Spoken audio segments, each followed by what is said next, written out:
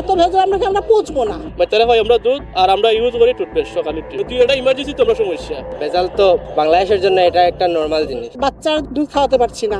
ডিম সম্পর্কে মুরগির দেয়া ডিম নাকি ইম্পোর্টেড ডিম না কোথা থেকে কেউ বানিয়েছে, আসলে আমরা কিচ্ছু জানি না। এটা নিয়ে আমাদের আবার আন্দোলন করতে হবে। বাংলাদেশটাই আসলে হাওয়ার উপরে চলে। ফেরেশতা নেমে আসলেও পরিবর্তন সম্ভব না। সুস্থভাবে বেঁচে থাকার জন্য আমরা খাবার খাই, কিন্তু বাংলাদেশের সেই খাবারই আপনাকে ধীরে ধীরে মৃত্যুর দিকে ঠেলে দিচ্ছে। টুথপেস্টের পর এবার শিশু খাদ্য, তরল দুধ, সয়াবিন তেল থেকে শুরু করে চিনি সবকিছুতেই পাওয়া গেছে মাইক্রোপ্লাস্টিকের উপস্থিতি। তাহলে একবার ভাবুন, এই এত বছরে কি পরিমাণ মাইক্রোপ্লাস্টিক আপনার পেটে গেছে, আর আপনার সুস্থভাবে বেঁচে থাকার সম্ভাবনাই বা কতটুকু। বেবি ফুডে আপনার হেভি মেটাল, বেবি ফুডে প্লাস্টিক, বেবি টুথপেস্টে প্লাস্টিক, লিকুইড দুধে প্লাস্টিক, সয়াবিন তেলে হচ্ছে হেভি মেটাল। ইনফ্যাক্ট আপনি বাসায় যে মাছ চাষ করছেন সেখানে হেভি মেটাল। এত হেভি মেটাল আসে কোত্থেকে ভাই? মাইক্রোপ্লাস্টিক আসলে মানুষের দেহের জন্য মারাত্মক ক্ষতিকর। আমরা বাঙালি কিন্তু অনেক কিছু অভ্যস্ত হয়ে গেছি, খেয়ে অভ্যস্ত হয়ে গেছি।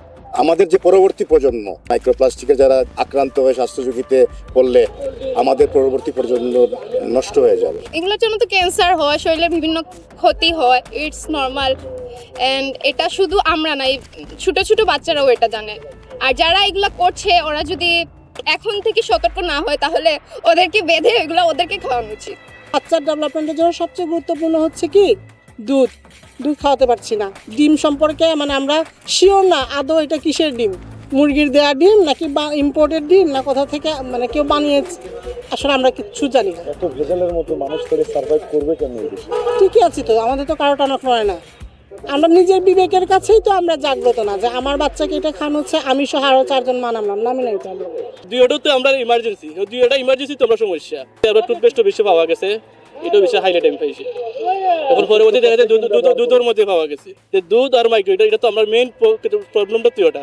বাচ্চারা হয় আমরা দুধ আর আমরা ইউজ করি টুথপেস্ট সকালে। এটাকে বন্ধ করার জন্য এটা যদি অতি সত্বর কোন ব্যবস্থা না নেওয়া হয় তাহলে আমরা অতি সত্বরই কি কোনো রোগে আক্রান্ত হব। তা যেমন দেখা যাচ্ছে এখন অনেকেই ক্যান্সার রোগে আক্রান্ত হচ্ছে। 1 কেজি লবণে আয়োডিন লাগে মাত্র 25 পয়সা, সেই আয়োডিনটুকু দেয়। আপনি কিসের বিরুদ্ধে লড়াই করবেন, কিসের সচেতনতা তৈরি করবেন, কি নিয়ে আক্ষেপ করবেন? আক্ষেপ করার কি ইচ্ছা আছে? আমরা একটা মমি জেনারেশন তৈরি করছি, হ্যাঁ, একটা মমি বাংলাদেশ তৈরি করছে যারা মরলেও পচবে না, এবং আপনি বিনা পয়সা মমি হয়ে যাচ্ছেন। হোল লাইফ টাইমে আপনি যা ইনভেস্ট করছেন, এত ভেজাল আমরা পচবো না। কষ্ট করে আমাদের জন্য পিরামিড বানাইতে হবে না। আমরা তো অমরত্ব লাভ করছি, এটা অমরত্ব লাভ করে না। আপনি মরলে পচবেন না, মাটির সাথে মিশবেন না, আপনার জন্য কষ্ট করে আলাদা করে পিরামিড বানাইতে হবে না। আমি খুব স্যাটিসফাইড ভাই বাংলাদেশ নিয়ে, বুঝছেন।